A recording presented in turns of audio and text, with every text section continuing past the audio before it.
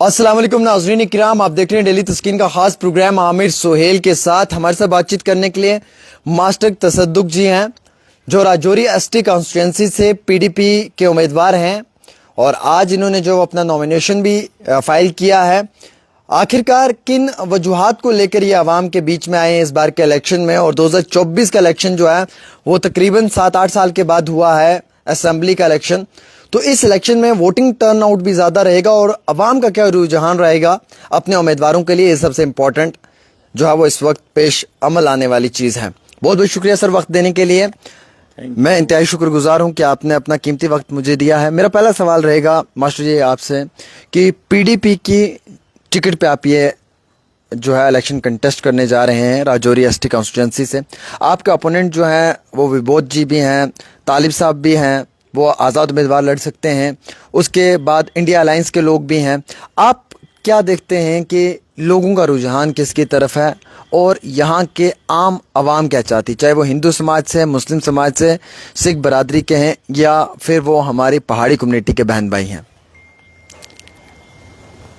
10 बरस के बाद यहाँ इलेक्शन हो रहे हैं। 2014 में इलेक्शन हुए, उसके बाद जो दरमियान में जितने वाक़ात हुए सर, वो सारे वाक़ात जो हैं लोगों के जहन में हैं। लोगों पर जो बीती है, जो गुजरी है, जो भी यहाँ लोगों के साथ हुआ है, लोग उसको मद्देनज़र रख के बड़े खुश हैं कि हमारी सरकार बनेगी और हमारे रुके पड़े सारे मामलात जो हैं वो हल होकर रहेंगे।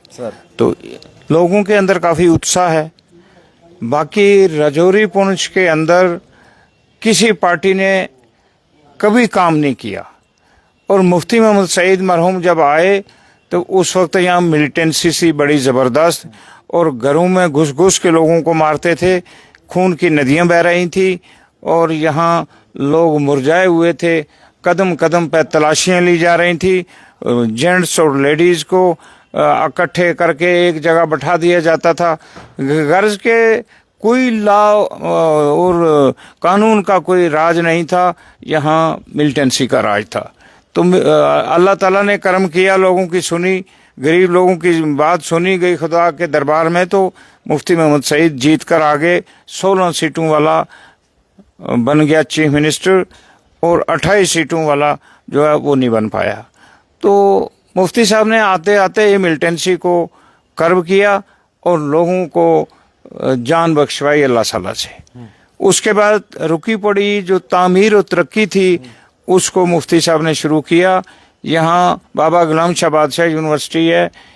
फारूक अब्दुल्ला की आखिरी कैबिनेट मीटिंग में ये डिसीजन लिया गया कि राजौरी में जगह नहीं है इसके लिए, यूनिवर्सिटी बनने के लिए, तो गांदरबल में बनाएंगे। तो जब मुफ्ती साहब की हुकूमत आ गई तो बाबा गुलाम शाह बादशाह के मेरा ख्याल है यूनिवर्सिटी के लिए मुफ्ती साहब आए और उन्होंने यहाँ अपनी कैबिनेट से उसका जो फैसला था वो बदल दिया और यहाँ यूनिवर्सिटी बनी। यहाँ जो धनौर में यूनिवर्सिटी बनी, इस यूनिवर्सिटी के गिरदोनवा में जहाँ एक ज़मीन के एक मरला की कीमत 10 गुना क्या लाख गुना बढ़ गई, और इस वक्त राजौरी में 4 चांद लग गए। बाबा शाह गुलाम शाह बादशाह की यूनिवर्सिटी के बाद सबसे बड़ा काम मुफ्ती मोहम्मद सईद ने ये किया कि मुगल रोड बनाई, और मुगल रोड मुफ्ती साहब जैसे बहादुर और दलेर शख्स के बगैर बन नहीं पाती थी। राजौरी और पुंछ को कश्मीर के साथ जोड़ दिया। यहाँ नौकरियों की लाइन लग गई। यहाँ जो भी मतलब लोग दुखी थे उनको पेंशन, जो भी लोगों की ज़रूरियात ज़िंदगी थी, बर्निंग प्रॉब्लम थी, वो हल हो गई। सर मास्टर जी, आपकी इन तमाम चीज़ों पे मैंने सुना भी, मुझे अच्छा लगा आपने जो बातें मुझे कही। अपोनेंट कैसे देखते हैं, फाइट को कैसे देखते हैं? सवाल यह है। फाइट का लोग जो हैं वो देख रहे हैं कि जम्मू कश्मीर के हालात इस जमात ने जिसके कैंडिडेट भवोद गुप्ता हैं, उस जमात ने जम्मू कश्मीर से 370 को ऐसे हटाया जैसे थूक देते हैं, और जो गैर आईनी तौर पे हटाया, यहाँ बर्बादी कर दी, यहाँ का कानून ख़त्म कर दिया, यहाँ के मजदूर की मजदूरी ख़त्म हो गई, यहाँ के टैक्सी ड्राइवर के पास कुछ नहीं है, यहाँ के छोटे दुकानदार के पास कुछ नहीं, बड़े दुकानदार के पास नहीं, लोग जो है उनको रोटी के लाले पड़ गए। तो इस वक्त लोग देख रहे हैं कि हम ऐसी जमात को चुनेंगे जिस जमात ने हमारे लिए बेहतर किया है, हम उनके लिए बेहतर करेंगे। और 370 सर वापस तो नहीं आएगा, 370 वापस एकदम नहीं आएगा, उसके लिए लड़ाई लड़नी पड़ती है, वो हम लड़ाई लड़ेंगे और इंशाअल्लाह हमारी फतह होगी। लड़ाई सिद्क दिली से लड़ेंगे और हमें मिलेगा, इंशाअल्लाह मिलेगा। इंडिया ब्लॉक के भी उम्मीदवार हैं यहाँ पे, यानी कि अलायंस के भी उम्मीदवार हैं यहाँ पे, उनके लिए राहुल गांधी भी कैंपेनिंग करेंगे, डॉक्टर फारूक अब्दुल्ला भी वहाँ पे होंगे, उमर साहब भी होंगे। आपको क्या लगता है कि क्या इतने बड़े नेताओं के आने से आपके वर्कर्स पे या आपकी पॉलिटिकल कैरियर के ऊपर इसका इम्पैक्ट पड़ सकता है? फारूक अब्दुल्ला बड़े बड़े लीडर हैं, लेकिन ज़मीन की हकीकत के साथ कभी उन्होंने समझौता नहीं किया। वो क्या बोलेंगे, हमें क्या दिया है फारूक अब्दुल्ला ने, वो हम जानते हैं, लोग जानते हैं क्या दिया उसने। रहा राहुल गांधी, वो मुल्की लेवल के शख्स हैं, उनको ग्राउंड रियलिटी जो है वो मेरा ख्याल है कि वो भी नहीं जानते कि यहाँ क्या है। यहाँ तामीर और तरक्की अगर हुई है तो पीडीपी के दौर में हुई है, लोगों को मुलाजमतें मिली हैं तो पीडीपी के दौर में हुई है, जो परेशानी आई है तो वो बीजेपी के दौर में आई है। कांग्रेस यहाँ कभी पावरफुल थी नहीं और ना कभी कांग्रेस ने यहाँ कुछ किया, ना नाराजगियां हैं सर, नाराजगियां तो लोगों की हैं अलायंस को भी लेकर, जो पीडीपी और बीजेपी का अलायंस हुआ है, उसके बाद सरकार टूटी, रियासत का दर्जा छीना गया, स्टेटहुड से यूटी बना दिया गया, 370 छीन लिया गया और पिछले 8-9 साल से रूल रहा गवर्नर का। तो क्या मानते हैं कि क्या वो एक पॉइंट उस समय का बीजेपी के साथ अलायंस करने का पीडीपी का गलत था? देखिए, वो जो उस वक्त का वक्त था, मतलब है उस वक्त अलायंस की ज़रूरत थी। ये ज़रूरत थी कि मोदी दिल्ली में प्राइम मिनिस्टर थे, मोदी 370 को हटाना चाहते थे। मुफ्ती साहब ने अलायंस इसलिए किया कि उन्हें कॉमन मिनिमम प्रोग्राम के तहत मोदी से लिखवा के लिया कि 370 के साथ नहीं जो छेड़ेंगे, और जम्मू कश्मीर के जो प्रोजेक्ट हैं, बिजली के प्रोजेक्ट, पन प्रोजेक्ट, ये वापस करेंगे। ये सब कुछ उन्होंने लिखवा के बीजेपी के मैनिफेस्टो में ऑलरेडी था ट्रिपल तलाक, राम मंदिर, आर्टिकल 370, ये तो उनके मैनिफेस्टो में था। नहीं, उन्हें लिख कर दिया था, तब ये अलायंस हुआ था।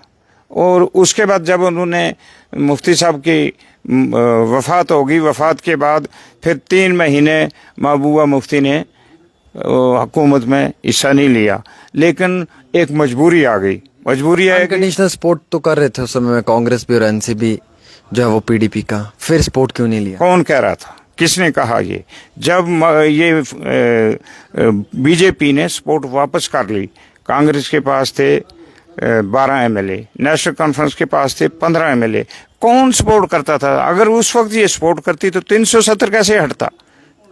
उस वक्त चीफ मिनिस्टर उमर अब्दुल्ला होता, गुलाम नबी आज़ाद होता, महबूबा मुफ्ती होती, तो इनने सपोर्ट ही नहीं की।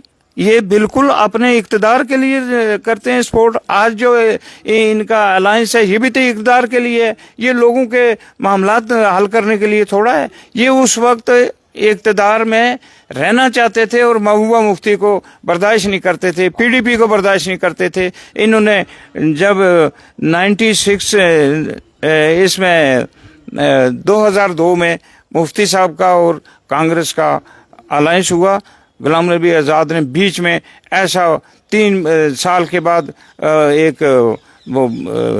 मैं कह सकता हूँ कि बेईमानी करवाई।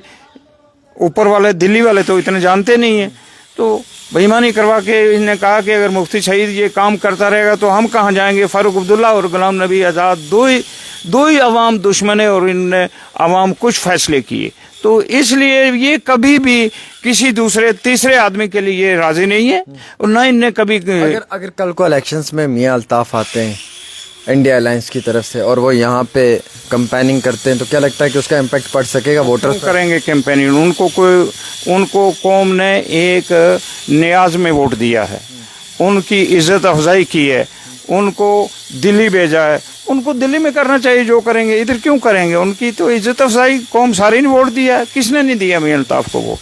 मियां अल्ताफ साहब को सबने वोट दिया है। और वो कोई एक किसी जमात के एमपी नहीं बने, वो गुजरों के एमपी हैं, वो गुजरों के खिलाफ नहीं कर पाएंगे इंशाल्लाह, मुझे ये उम्मीद है। गुजरों के एमपी हैं, पहाड़ियों के नहीं है? पहाड़ियों के नहीं है, पहाड़ियों के भी हैं, उन पहाड़ियों ने भी दिया उनको वोट, पहाड़ियों के एमपी भी हैं। तो फिर तो दोनों साइड से आना होगा उन्हें। नहीं, वो आएंगे, वो कभी ऐसी कंट्रोवर्सी में नहीं फंसेंगे, मुझे पूरा यकीन है कि वो कभी कंट्रोवर्सी में नहीं आएंगे।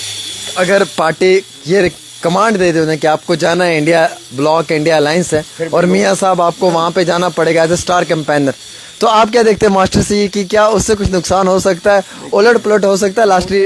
मुझे पूरा यकीन है कि लोगों ने जो उस वक्त फैसला किया वो मियां साहब की शख्सियत के लिए किया।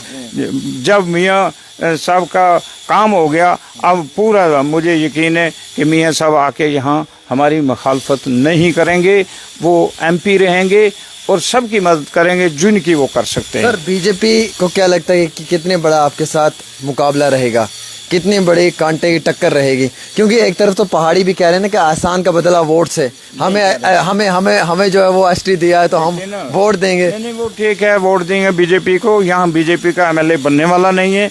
जम्मू कश्मीर में बीजेपी का कोई दिन अच्छे आने वाले नहीं है, क्योंकि बीजेपी ने जम्मू कश्मीर को उजाड़ा है। बीजेपी ने जम्मू कश्मीर के हिंदू को, मुस्लिम को, सिख को, कश्मीरी को, गुजर को, सबको लताड़ा है और लताड़ के बर्बाद किया है। तो लोग बागैरत, मैं गयूर समझता हूँ राजौरी पुंछ के लोगों को कि बीजेपी को कभी वोट नहीं डालेंगे, वो किसी भी कम्युनिटी से वो नहीं डालेंगे, मुझे पूरा यकीन है इंशाल्लाह। क्योंकि रियासत का दर्जा छीना है, इसलिए रियासत का दर्जा छीना है। उसके बाद जितने एम्प्लॉइज की नौकरियां छीन ली हैं, जो बेरोजगार नौजवान हैं, पढ़े लिखे बेरोजगार नौजवान हैं, वो हिंदू भी हैं, मुस्लिम भी हैं, सिख भी हैं, उनको आज तक नहीं इन्होंने किसी जगह कोई नौकरी नहीं मिली है। और जो नौकरी करने वाले थे उनकी नौकरियां छीन ली हैं।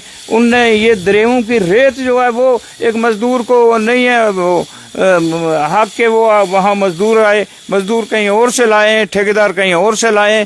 तो जम्मू कश्मीर के लोगों के साथ बीजेपी ने कुछ लगता है सर वोट डिवाइड होगा इस बार इस सीट के ऊपर? इंशाल्लाह नहीं होगा।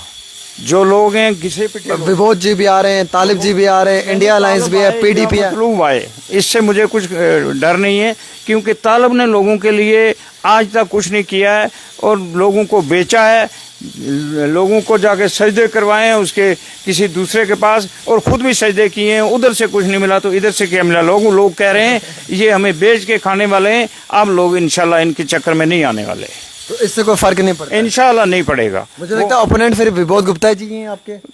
ठीक है, विभोद गुप्ता के अपने होंगे, वो वसाइल होंगे, मेरे अपने हैं, तो मुझे विभोद गुप्ता की कम्युनिटी भी वोट करेगी, इसलिए कि मैंने कभी हिंदू मुस्लिम डिवाइड नहीं किया है। मैंने इंसानियत की खिदमत की है सारी जिंदगी। मैं पेशा से टीचर हूँ, मुझे विभोद भी जानते हैं, विभोद की बरादरी जानती है, मुझे हिंदू भी जानते हैं, मुसलमान भी जानते हैं, सिख भी जानते हैं, गुजर भी जानते हैं, पहाड़ी भी जानते हैं। मैंने कभी डिवाइड किया ही नहीं है। जब लाठी चलती थी सब लोगों पे, तो मास्टर तसद्दुक पहाड़ियों पे चढ़ के लोगों की हमायत करता था और खुद भी लाठियां खाता था लोगों के साथ। तो मुझे इंशाल्लाह पूरा यकीन है कि जो कौम है राजौरी पुंछ की, वो सारी कौमें मेरा इस वक्त मेरी सपोर्ट में है और सपोर्ट करेंगी, और इंशाल्लाह मैं ये इलेक्शन जीतूंगा खुदा के हुक्म से। चलिए, बहुत शुक्रिया मास्टर जी। इस वक्त जो है वो इस अंदाज में है कि इन्हें महसूस होता है कि जीत बहुत नजदीक है, और मास्टर तसद्दुक जी का ये मानना है कि विभोद गुप्ता जो है वो इनका ओपोनेंट है, लेकिन ये अपने ओपोनेंट को भी सलाम पेश करते हैं, इसलिए कि ये एक डेमोक्रेटिक राइट है। हर इंसान का इलेक्शन लड़ना जमहूरियत के अंदर उसका अधिकार है, उसका राइट है, वो आ सकता है, लड़ सकता है। अब वोट देना ना देना वो आवाम की मर्जी है, जिसको आवाम जिताना चाहेगी वही लीडर है, वही आपका कायद है। लेकिन मैं नौजवानों से सिर्फ इतना कहना चाहूँगा कि जिसको भी आप वोट दें वो आपकी मर्जी है, लेकिन वोट देने से पहले दो चीज़ों को याद रखें। एक तो ये कि जिस लीडर ने आपके साथ कभी गद्दारी नहीं की है, जो आपके साथ हमेशा आपका भाई बनकर, आपका रहनुमा, आपका कायद बनकर चला, उसका साथ दें। और दूसरा मोस्ट इम्पॉर्टेंट कि जिस शख्स ने आपके लिए और आपके परिवार के लिए हमेशा स्टैंड लिया है उसका साथ दें, जिसने कौम का सौदा नहीं किया है। क्योंकि हमें लीडर चाहिए, डीलर नहीं चाहिए। तो अगर लीडर सही में कोई लीडर है तो उस लीडर को जिता कर असेंबली में भेजें, और उसकी आवाज़ सुने और उसकी आवाज़ को जो है वो हुकूमत तक पहुंचाने में एक पॉजिटिव रोल प्ले करें। एक छोटी सी रिपोर्ट आमिर के साथ।